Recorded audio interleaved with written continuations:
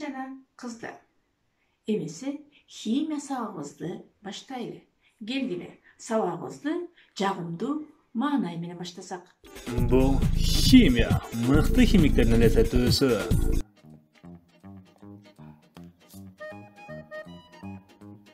Ал эми мектеп окуучуларынын элестетүүсү. Бизде реаген бар деп элестетели, бирок ал жок, ошончо да жүрөт деп эсептейли. Кыздар шаштарынын көрктүүлүгүнө аябай сүйүндү. Бул албетте химиянын ролу. Карасаңар. Бул туура. Химия бардык жерде кездешет. Азыркы эле учурда ашказандагы туз кислотасы, тамакты эритип жана ошондой эле кандагы гемоглобин кычкылтекти денеде бүт органдарга ташышат. ДНК молекулаларындагы токумгоочулук маалыматтар ата-энеден баласына өтөт. Ошол себептен балада энесинин көзү, атасынын чачы, чоң атасынын кылыгы, чоң анесинин тамаша көйлүгү өтүп турат. Күндөгү суутек элементинин химиялык айланууларынын түбөлүк күн энергиясы пайда болсо, жана ар бир көрүп жаткан видеолорубузда көзү жүрүүчү химиялык реакциялардын натыйжасында жүрөт.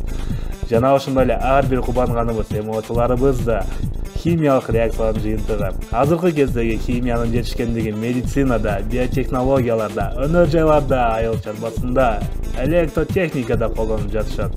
Химиянын ар күнү бардык жерде, ошол эле учурда нефтиден алынган бензинди автомашиналарга гана пайдаланбастан, химия жардамы менен нефтини кайра иштетүү менен көптөгөн заттарды алабыз. 150 жыл мурун улуу маалым Дмитрий Менделеев айткандай, бардык жерде химия өзүнүн кулачын кеңири жаят.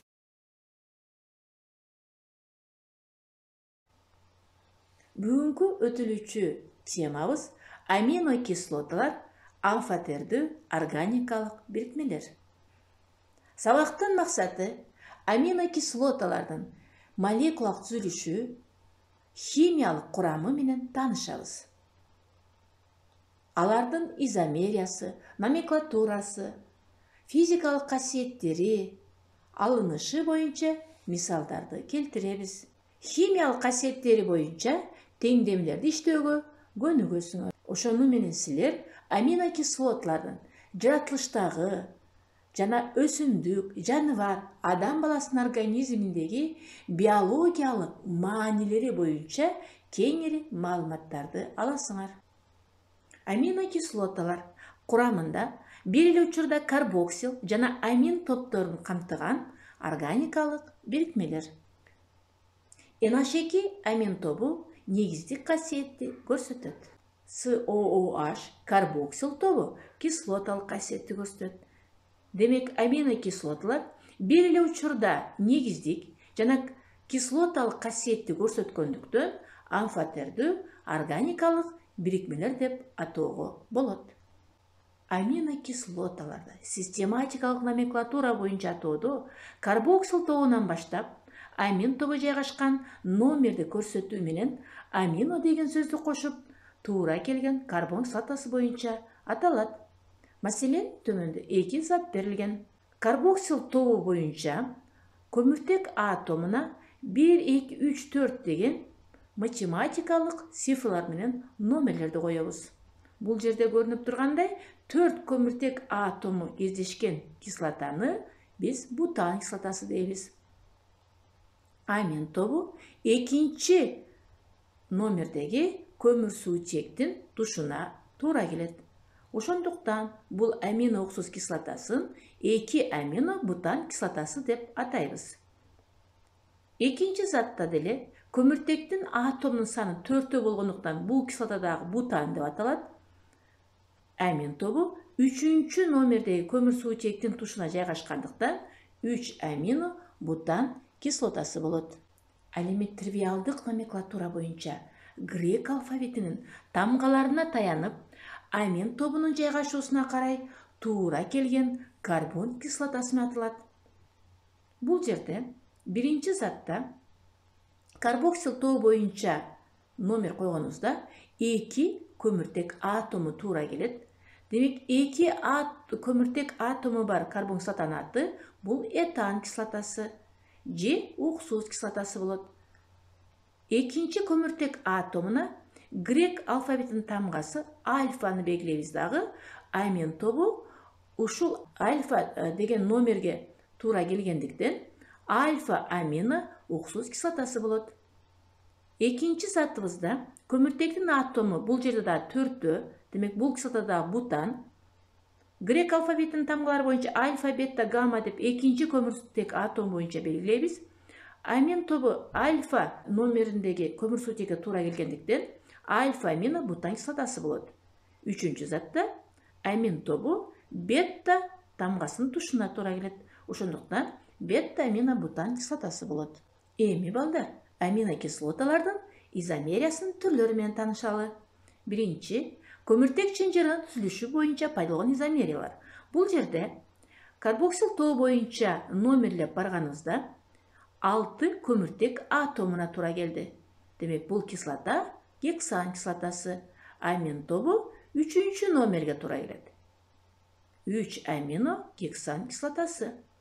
Эми ушул көмүртек чынжырындагы бир көмүрсуучек тобун экинчи номердеги көмүрсуучек атом тушуна радикал түрүндө жайгаштырсак, анда 2 метил 3 амино пентан кислотасы болуп калат.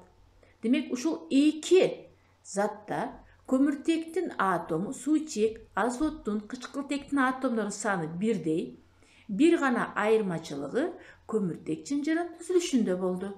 Ошондуктан бул эки зат бири-бирине изомерия боло алат. Экинчиси, амин тобунун жайгашышы боюнча изомериясы. Бул жерде 3 зат берилген. 3 затта тең 5тен көмүртек атом бар. Демек, берилген заттарыбыз пентан кислоталары болот. Бирок, биринчи пентан кислотасынын экинчи номердеги көмүрсуучектин тушуна амин тобу жайгашкандыктан 2 амино пентан кислотасы, экинчиде 3-чү номерге жайгашкандыктан 3 амино пентан кислотасы, 3-чү затта 4-чү номерге жайгашкандыктан 4-чү амино пентан кислотасы болот. Бул жерде дагы амин топтору ар түрдүү жайгашышты. Андан кийин изомерия бул оптикалык изомериясы болот. Эми аминокислоталардын физикалык касиеттери менен таанышалы. Аминокислоталар жогорку температурада ээри турган түссүз кристалл заттар. Алар сууда жакшы эришет, бирок органикалык эрткичтерде эрибейт. Химиялык касиети боюнча карбоксил тобу бар үчүн амино уксус кислоталары бул активдүү металл натрий менен аракеттенишкендигин көрөбүз. Бул жерде амин уксус кислотасына натрийди кошкондо, амин уксус кислотасынын натрий тузу жана суучек газы бөлүнүп чыкты. Демек, карбоксил тобу бар үчүн кислоталар көрсөткөн баардык касиеттерди көрсөтө алышат. Амин уксус кислотасына активдүү металлдын оксиди катары натрий оксидин кошконубузда продукта катары амин уксус кислотасынын натрий тузу жана суу пайда болду. Бул жерде реакцияга чейинки заттар менен реакциядан кийин пайда болгон заттарды теңдөө талап кылынат. Ошондуктан 2 деген коэффициент коюлат. Амин уксус кислотасы негиздер менен да реакцияга кирип, амин уксус кислотасынын натрий тузу жана суу пайда болот. Амин уксус кислотасына туздар катары натрийдин карбонатын таасир этсек, амин уксус кислотасынын натрий тузу жана суу пайда болот. Эми амин уксус кислотасынын спирттер менен аракеттенишүүсүн карайлы. Бул жерде амин уксус кислотасына бир атомдуу чектүү спирт этанолду таасир эткенибизде амин уксус кислотасынын этил эфири же татал эфир пайда болду. Эми NH2 тобу болгондуктан булар негиздик касиетти да көрсөтөөрүн туз кислотасын таасир эткенден байкасак болот. Бул жерде амин уксус кислотасына туз кислотасын кошкондо глициндин гидрохлориди деген туз пайда болду. Аминокислоталардын дагы бир өзгөчө касиети булардын молекулалары өз ара аракеттенишип полипептидди жана сууну пайда кылуусу. Мындай реакцияны биз поликонденсация реакциясы дейбиз. Бул учурда карбоксил тобу жана амин топтору өз ара аракеттенишип, сууну бөлүп чыгаруу менен пептиддик байланыштарды пайда кылат. Мындай байланыштар аминокислоталарда бир нече ирет пайда болгондуктан полипептид деп аталат. Полипептиддер бул курамында амиддик же пептиддик байланыштар менен байланышкан альфа аминокислоталардын бир нече калдыктарынан турган жогорку молекулалуу бирикмелер. Бул жерде амиддик байланыштын кандай пайда болушу берилген. Аминокислоталар кездешиши боюнча төмөндөгүдөй классификацияланат: табигый жана синтетикалык. Табигый аминокислоталар бардык тирүү организмдердин, өсүмдүктөрдүн, жаныбарлардын, микроорганизмдердин, жада калса адам баласынын организминде кездешет. Ал эми синтетикалык аминокислоталар бул адам баласынын кийлигишүүсүнүн натыйжасында жасалма түрдө алынат. Табигый аминокислоталар экиге бөлүнөт: алмаштырылуучу жана алмаштырылбоочу.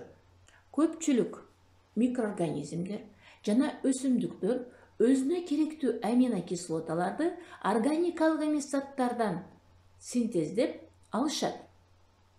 Мындай бир катар аминокислоталарды киши менен айбандардын организминде да синтезделет. Бирок алмаштырылгыч аминокислоталар киши менен айбандардын денесинде синтезделбейт. Буларга валин, изолейсин, лейсин, лизин, мечионин, трианин, триптофан аминокислоталары кирет. Демек, бул аминокислоталарды дайыма тамак аш аркылуу сөзсүз түрдө кабыл алып туруу керек. Анткени чоң адамга суткасына 1 граммга жакын керектелет. Анткени бул аминокислоталар организмде белокту, гормондорду, алкалоидтерди, коферменттерди жана пигменттерди синтездөө үчүн такай керектелет. Эгерде тамак ашта бул көрсөтүлгөн аминокислоталардын саны жетиштүү болбосо, анда киши организминин өрчүүсү жана физиологиялык процесстери бузулуп, ар түрдүү оорулардын пайда болушуна себеп болот. Ашыкча аминокислоталар зат алмашуунун акыркы продуктыларына мочевина, көмүр кычкыл газы, сууга чейин ажырайт да, натыйжада организм үчүн керектүү болгон энергия бөлүнүп чыгат. Аминокислоталардын алынышы. Биринчи, белоктук заттарды гидролиздөө жолу менен алынат. Экинчи, чексиз карбон кислоталарынан алууга болот. Бул учурда акрил кислотасына аммиакты таасир эткенде бета-аминопропион кислотасы же бета-аланин алынат. Аминокислоталардын колдонушу. Аминокислоталар жаратылышта кеңири таралган. Аминокислоталардын молекулаларынан өсүмдүк жана жаныбар организмдеринин белоктору куралат. Аминокислоталар медицинада дары-дармек катары берилет. Маселен, тамак сиңирүү жана башка оорулар менен ооруган кишилерге кошумча азыктандыруу үчүн кеңири колдонулат. Мисалы, глутамин кислотасы нерв психикалык ооруларын, гистидин ичеги карын жараларын, мечионин күйүктү жана аз кантуулук боор ооруларын дарылоодо кеңири колдонулуп келе жатат. Аминокислоталар мындан сырткары айыл чарбасында да кеңири пайдаланылат. Мисалы, бодо жана майда ири мүйүздүү малдардын тоюттарына кошумча азык катары берилет. Бул алардын эттүүлүгүн, сүттүүлүгүн жана асылдуулугун арттырат. Акыркы мезгилде аминокислоталарды синтетикалык булалар катары белгилүү болгон капрон жана энант булаларын өндүрүүдө кеңири колдонуп келе жатышат. Бул заттарды өндүрүш үчүн аминокапрон жана аминоэнант кислоталары пайдаланылат. Балдар, бүгүнкү өтүлгөн сабак менимче баардыгыңарга түшүнүктүү болду деп ойлойм. Келгиле, бүгүнкү сабакты кандай деңгээлде кабыл алгандыгыбызды текшерүү максатында тесттик тапшырмаларды иштеп көрөлү. Биринчи, формуласы NH2, SH2 SOH болгон заты А органикалык кислота, Б органикалык негиз, В амфотердүү бирикме. Кана балдар, жообун таба алдыкпы? азаматсыңар. Албетте, бул жерде туура жооп ВС. Себеби NH2 амин тобу негиздик, COOH карбоксилдуу кислоталык касиетти көрсөткөндүктөн булар амфотердүү бирикме болушат. Эми экинчи суроого көңүл буралы. Пептидтердин курамындагы химиялык байланыш. Асы COOH, Б'сы CONH, В'сы NHH. Туура жооп бул Б'сы. Демек, себеби Асы бул карбоксил тобу, В'сы амин тобу, эки функционалдык топтун кошулушунан пептидтик байланыштар пайда болот. Демек, туура жооп Б'сы. Эми үчүнчү суроого көңүл буралы. Аминокислоталар аракеттенишпейт алкандар менен, кислота жана спирттер менен, негиздер жана кислоталар менен. Туура жооп албетте алкандар менен. Себеби аминокислоталар кислота, спирттер, негиздер менен аракеттенишет. Демек, балдар, бүгүнкү тема баарыңарга түшүнүктүү болду деп ойлойм. Үйгө тапшырма аминокислоталардын бүт химиялык, физикалык касиеттерин алыныштары боюнча кайталагыла. Демек, кийинки сабакта жолугушканга чейин сак саламатта болгула.